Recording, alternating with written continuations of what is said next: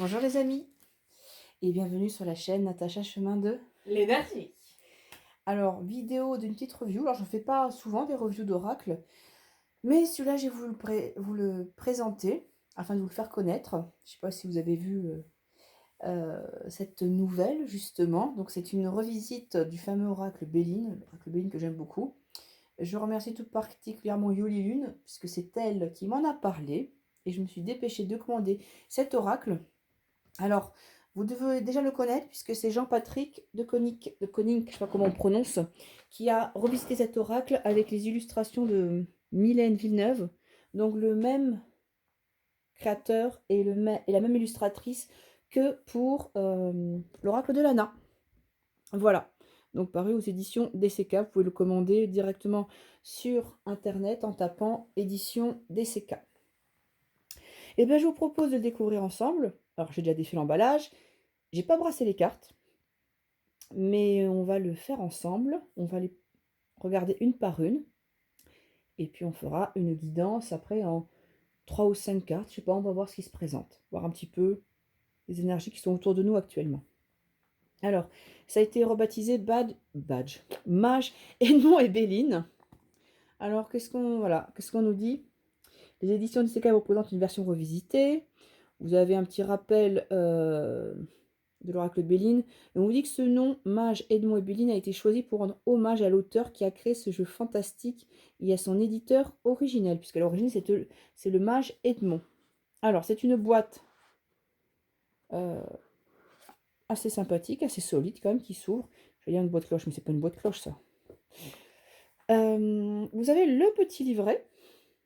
Alors, c'est vrai qu'il est succinct, mais normalement, quand vous connaissez déjà le Béline, ce sont des choses assez faciles.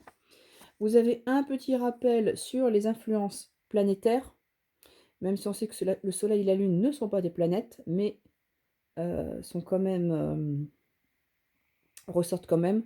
Donc on vous reprécise que signifie le Soleil, la Lune. On vous dit qu'un tirage dominé par la Lune met en avant une période de passivité ou que le consultant vit une période émotionnelle intense. Mercure, Vénus, Mars, Jupiter, Saturne. Et après, vous avez les cartes en petits dessins, des petites icônes en couleur, avec les mots-clés. Et vous avez une méthode de tirage. Donc tirage en ligne en 7 cartes, où les 3 premières représentent le passé proche, les raisons un petit peu qui amènent à la situation présente, la 4e étant la situation présente, et les 3 dernières, les évolutions possibles et ou les conseils. J'en ai loupé un. Ah oui, et puis le fameux tirage en croix avec l'état d'esprit du consultant, ce qui risque de bloquer, les faiblesses, ce qu'il faut travailler, le conseil, la réponse à la question et la synthèse par rapport à la question. Voilà, donc assez succinct. Vous avez également la version anglaise pour nos amis anglophones ou si vous voulez vous perfectionner en anglais, The Destiny Keywords.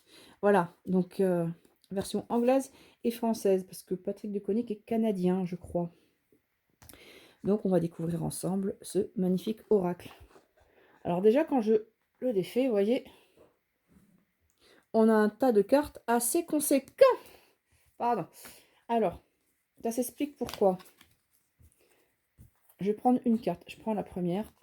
Alors déjà j'ai commencé à faire, mais il y en a plusieurs collés. En fait non.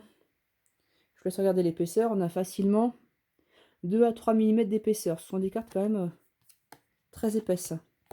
Cartonnées, donc ce qui fait que au niveau de l'usure, je pense qu'elles vont pas s'abîmer de suite. Voilà. Donc ça déjà c'est bien d'avoir un produit de qualité parce qu'on se plaint souvent que les cartes sont trop fines. Alors on va regarder ensemble justement ces cartes. J'ai du mal à les tenir dans la main toutes puisque justement elles sont épaisses, mais tant mieux je dirais. Alors on va avoir la carte de la destinée, la carte de la clé. Et vous avez le nom de la carte qui est marqué en français et en anglais. Et vous les passez une par une. L'étoile de l'homme. Alors c'est vrai qu'on est sur des dessins beaucoup plus actuels et on va retrouver l'étoile à 5 branches derrière. L'étoile de la femme. Toujours pareil, le symbole de l'étoile. Il a quand même gardé la symbolique du Béline. La nativité. avec la carte d'horoscope et le soleil qui brille en fond avec la lune. La réussite. Alors je ne sais pas si on avait un aigle, hop, il y a une carte collée.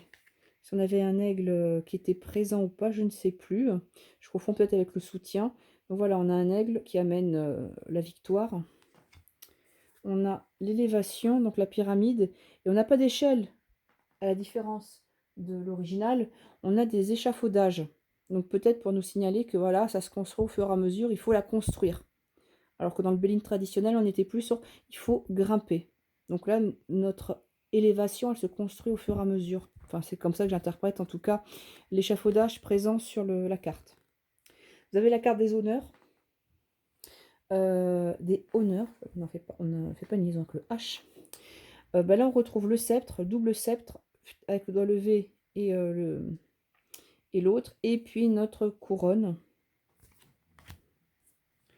Pour la carte de pensée amitié, on a toujours un toutou, le chien, comme dans le normand, avec des pensées qui font penser aux violettes de Toulouse aussi.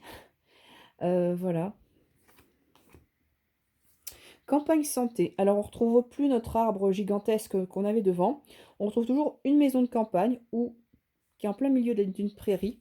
Donc on n'a plus un arbre démesuré, mais on a une grande étendue verte qui montre bien qu'on est à la campagne, qu'on est dans un endroit apaisant et ressourçant. Alors, les présents, donc tout ce qui est cadeau, donc on la vous montre avec une main et vous recevez toujours une carte solaire. On va passer maintenant dans les cartes des lunes. Alors vous avez le chat noir, alors celui-là il est un peu plus sympa. Je trouve qu'il a une tête de Maine Coon, sauf qu'étonnant on parle de trahison. Alors c'est vrai que moi j'aime beaucoup les chats, mais bon là ce chat il me regarde d'un air un petit peu sournois, donc faire attention. La carte du départ, très très belle carte. C'est vrai qu'on n'est pas du tout sur la même connotation que dans l'original. On a un ciel, on a un soleil qui se couche et qui évoque un nouveau départ, ces oiseaux qui s'envolent, les oiseaux migrateurs. Et on est déjà à une certaine hauteur, on va dire. On a déjà pris son envol, je dirais. Donc vous avez départ, start, departures. Start, le commencement également. Vous êtes au-dessus des nuages et vous volez vers de nouveaux horizons. Donc on est en carte lunaire, mais on parle vraiment de quelque chose de nouveau qui commence, une nouvelle ère qui s'ouvre.